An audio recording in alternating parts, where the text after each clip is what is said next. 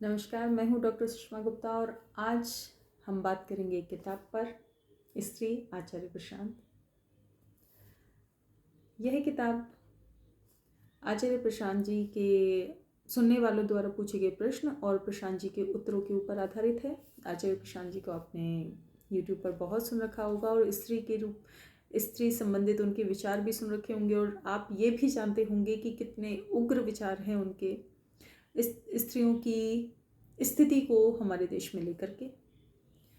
तो उनका ये कहना है कि स्त्री का वस्तुकरण ही उसकी दास्ता का प्रमुख कारण है।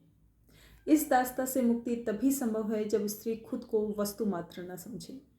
दुनिया स्त्री का शोषण करती है, उसे एक भौतिक वस्तु जानकर, और स्त्री उस शोषण को सहती है क्योंकि देह से उसे अपना तादात्म्य में बिठा लिया है।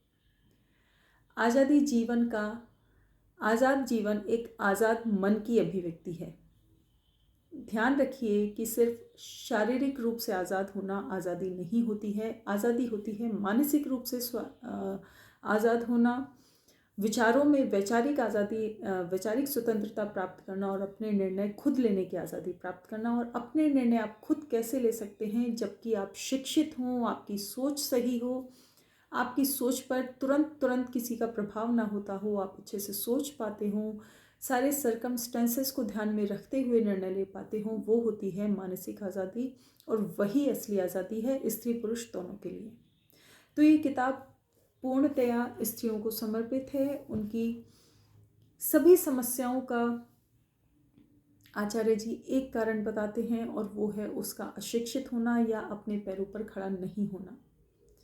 प्रशांत जी कहते हैं कि हर स्त्री को कमाना चाहिए, चाहे कम या ज़्यादा। वो बाहर निकलेगी, दुनियादारी समझेगी, तभी तो जानेगी कि दुनिया कैसी है और तभी उसका व्यक्तित्व मजबूत होगा। स्त्री का व्यक्तित्व मजबूत होगा तो उसके बच्चों का व्यक्तित्व मजबूत होगा, और अगर ऐसा ही रहा तो फिर देश का व्यक्तित्व भी मजबूत होगा।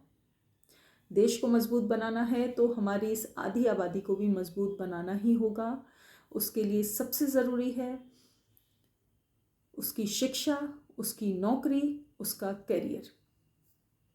जो भी स्त्री किसी भी बात को लेकर के अपने जीवन में किसी पशुपेश में है तो उसे इस किताब को ज़रूर पढ़ना चाहिए। और अगर पढ़ने का समय नहीं है तो आप प्रशांत जी के वीडियो देखें, शायद आपको कोई दिशा मिल सके।